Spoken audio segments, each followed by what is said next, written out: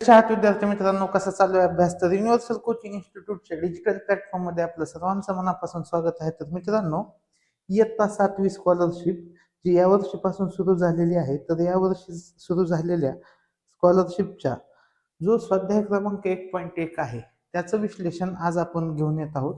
यापूर्वीचं जे विश्लेषण आहे स्वाध्यायाचं जे बेसिक आहे तर ते घेतलेलं आहे, आणि इथून पुढे जे आहे ते काय असेल, प्रश्न आणि उत्तर यांचे विश्लेषण असेल. तर प्रश्न क्रमांक 1 पासून आपण सुरुवात करूया. पहिला प्रश्न बघा, क्रमशः 21 पासून 90 पर्यंतच्या सर्व नैसर्गिक संख्यांची बेरीज किती? खूप सोपा प्रश्न आहे. काय करावं लागेल? फॉर्म्युलाच आहे. क्रमशः नैसर्गिक संख्यांची बेरीज कशी काढतो आपण? पहिली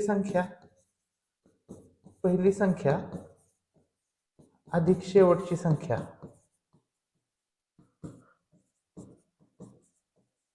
भागाकारामध्ये काय येईल? 2, आणि यांच्या गुणाकारात काय येईल? एकूण संख्या. मग एकूण संख्या किती आहेत बघा, 21 ते 90 पर्यंत किती संख्या असणार आहेत? 90 वजा 20, 70 संख्या असणार आहेत. किती संख्या असणार आहेत? 70, कारण की 21 पकडतोय. मग आता पहिली संख्या आहे 21, शेवटची संख्या काय आहे? 90, भागाकारामध्ये येईल 2, आणि एकूण संख्या किती आल्या? 70. बेरीज करा, किती आली? 111 भागाकारात 2, 70. 2 ने 70 ला भाग जाईल, येईल 35, आणि 111 आणि 35 चा होईल गुणाकार. मग जे येईल ते उत्तर येईल बघा, 111 आणि 35. तर काय येईल? 5 येईल 3 वेळा, आणि 3 येईल 3 वेळा. बघा, 5, 8, 8, 3, 3885 पर्याय क्रमांक 1 आपल्या प्रश्नाचे उत्तर आले. आता पुढील प्रश्न बघूया आपण. बघा, 1 ते 100 पर्यंतच्या जोडमूळ संख्यांच्या किती जोड्या आहेत? तर त्या जोड्या आहेत एकूण 8. कोणत्या कोणत्या जोड्या आहेत त्या? 3 व 5 आहे, 5 व 7 आहे, 11 13 आहे, 17 19 आहे. त्यानंतर 29 31 आहे, 41 43 आहे, 59 61 आहे, 71 73 आहे. तर एकूण किती जोड्या आहेत? 8 जोड्या आहेत. 1 ते 20 मध्ये 4 आहेत, आणि त्यानंतर उरलेल्या एकूण 8 आहेत. बघा, x ही 17 ने निशेष भाग जाणारी विषम संख्या आहे. तर x ने निशेष भाग जाणारी x च्या पुढील दुसरी समसंख्या कोणती? तर आपण पकडूया, x ही 17 ने निशेष भाग जाणारी विषम संख्या आहे. आपण x ला 17 मानलं, बघा, 17 ही 17 ने भाग जाणारी संख्या आहे. दुसरी गोष्ट, विषम संख्या पण आहे. तर 17 ने भाग जाणारी x च्या पुढील दुसरी समसंख्या आता कसं काढावं लागेल? बघा, 17च्या पाड्यातल्या संख्या पाहिजेत. 17 1 17, 17 2 34, 17 3 51, 17 चौक 68. मग ही पहिली समसंख्या येईल, पहिली सम येईल, आणि ही दुसरी समसंख्या येईल. ठीक आहे, ही काय येईल? पहिली समसंख्या, ही दुसरी समसंख्या.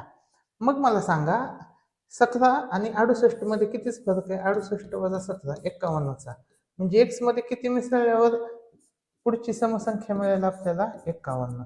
x अधिक 51 पर्याय क्रमांक 3 आपल्या प्रश्नाचे उत्तर येईल. किंवा हाच प्रश्न सोडवण्याची दुसरी पद्धत बघा.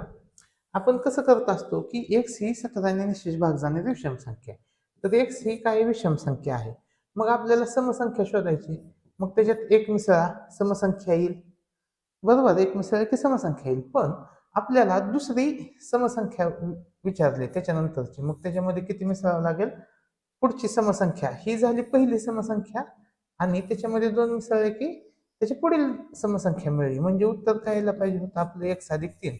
पण ही संख्या 17 ने भाग जाणारी पाहिजे होती, म्हणून हे 3 ला 17 ने गुणायचं. तर काय येईल? x अधिक 51 पर्याय क्रमांक 3. प्रश्न क्रमांक 4 काय आहे? प्रश्न क्रमांक 4, पुढीलपैकी कोणत्या जोडमूळ संख्यांच्या जोडीची बेरीज हे 1 ते 25 मधील मूळ संख्यांच्या बेरजेपेक्षा 44 ने जास्त आहे? आता 1 ते 25 मधील मूळ संख्यांची बेरीज. आता बघा, 1 ते 10 पर्यंत कोणत्या कोणत्या मूळ संख्या आहेत?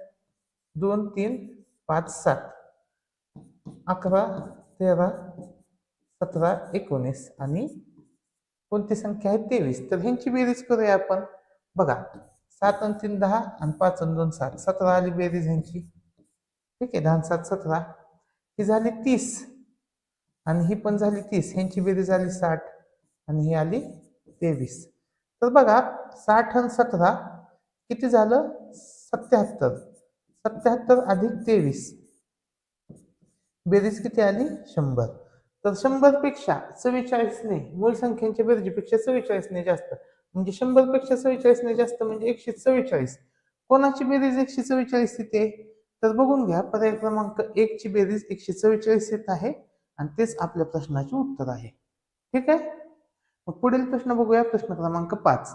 11 पासून 100 पर्यंत जेवढ्या मूळ संख्या आहेत त्यातील किती मूळ संख्यांच्या अंकांची अदलाबदल केल्यास मूळ संख्याच मिळते. आपण मागील लेक्चर मध्ये ते लिहून घेतलेले आहेत. मूळ संख्या कोणत्या कोणत्या आहेत. 11 आहे, 13 आहे, 17 आहे. ठीक आहे. 11 13 17. त्यानंतर कोणती आहे 31 आहे, 37 आहे. 31 37. त्यानंतर बघा 61 मध्ये तर नाही. बघा आपण जर स्लॉट पकडले 11 ते 20, 21 ते 30, 31 ते 40, 41 ते 50, 51 ते 60, 61 ते 70, 71 ते 80, 81 ते 90, 91 ते 100. तर बघा जिथं जिथं समसंख्या आहे पहिला अंक ते येऊ शकत नाही, समवाला येऊ शकत नाही तिथं, कारण त्यांची उलट केलं तर सम अंक येईल, त्याच्यामुळं येऊ शकत नाही. तिथं 5 येईल, हे पण येऊ शकत नाही. मग राहिले एवढ्याच. ठीक आहे. मग 11 ते 20 मधील झाल्यात, 31 ते 40 मधील झाल्यात. आता 71. पुढची संख्या येईल 71, 73, 79. 71 73 79 आणि मग येईल 97. तर किती संख्या झाल्या एकूण 9 संख्या झाल्या. ठीक आहे. पर्याय क्रमांक 4 आपल्या प्रश्नाचे उत्तर आहे. बघा जोड्या कशा लावायच्या असतील. ही जोडी झाली, ह्यांची जोडी झाली, ही जोडी झाली, ही जोडी झाली. तर ह्या आदला बदल केला तरी मूळ संख्याच मिळते. पुढे 3 क्रमवार विषम संख्यांची बेरीज आहे. तर त्यातील सर्वात मोठ्या विषम संख्येच्या पुढील समसंख्या लिहा.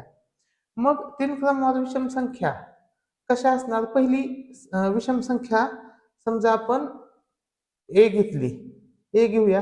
तर दुसरी विषम संख्या काय येईल ए अधिक 2 आणि तिसरी विषम संख्या काय येईल ए अधिक 4. 2 2 चा फरक असतो विषम संख्यांमध्ये. तर 3 क्रमवार विषम संख्यांची बेरीज वाय आहे असं पाहिजे होतं, वाय आहे. ठीक आहे. तिथं मिस झाला असेल तर ह्यांची बेरीज वाय आहे. तर त्यातील सर्वात मोठ्या विषम संख्येच्या पुढील समसंख्या लिहा.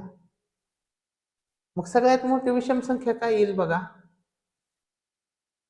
सगळ्यात मोठी विषम संख्या मधली विषम संख्या y/3 येईल.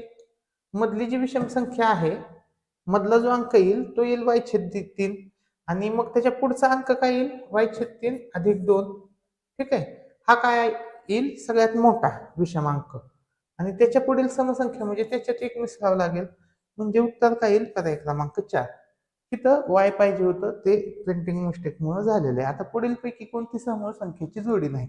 समूळ संख्या म्हणजे ज्याच्यामध्ये सामायिक विभाजक फक्त एक असतो. याच्यामध्ये सामायिक विभाजक आपल्याला 2 पण दिसतोय. 2 ने 32 ला भाग जातो, 24 ला भाग जातो. येथे सामायिक विभाजकच नाही. ही सहमूळ संख्येची जोडी आहे, ही पण सहमूळ संख्येची जोडी आहे, ही पण सहमूळ संख्येची जोडी आहे. नाही विचारले पर्याय क्रमांक 1 येईल. पी ही एक समसंख्या आहे. पी तर त्या पुढील 39वी समसंख्या काय येईल पी अधिक 39 ची दुप्पट. समांतर सम विचारलं तर ते खूप सोपं असतं. ठीक आहे. पुढे बघूया. 3 क्रमवार विषम संख्यांची बेरीज 153 आहे. तर मधली संख्या कोणती. तर 153 ला फक्त 3 ने भागायचं. 51 ही मधली संख्या येईल आणि त्या 3 संख्या कोणत्या असतील तर 51 च्या आधीची 49 51 आणि 53 ह्या त्या 3 संख्या असतील. प्रश्न क्रमांक 10. सर्वात लहान 2 अंकी संयुक्त विषम संख्या. सर्वात लहान 2 अंकी संयुक्त विषम संख्या कोणती आहे. 2 अंकी विचारले. ती 10 नाही 15 आहे.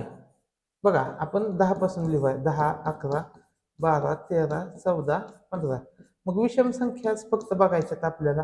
तर 11 ही संयुक्त नाही, 13 पण नाही. मग पहिली संयुक्त विषम संख्या कोण आहे? तर ती आहे 15. आणि सर्वात मोठी सम असलेली मूळ संख्या एकच आहे, ती म्हणजे 2. यांचा गुणाकार किती असणार आहे? 30 असणार आहे. पर्याय क्रमांक 4 येईल.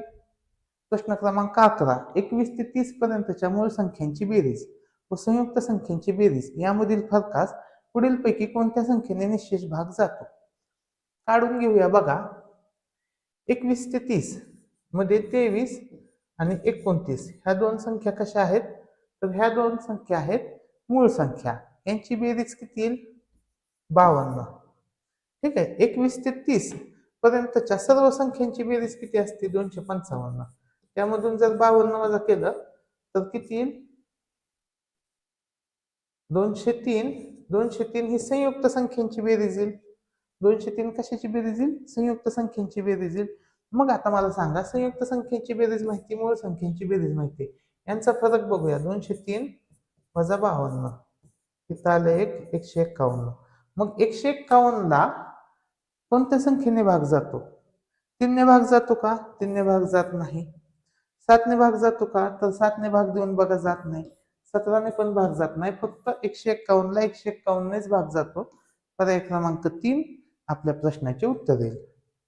प्रश्न क्रमांक 12. पुढीलपैकी कोणत्या संख्येची जोडी ही जोडमूळ संख्येची नाही?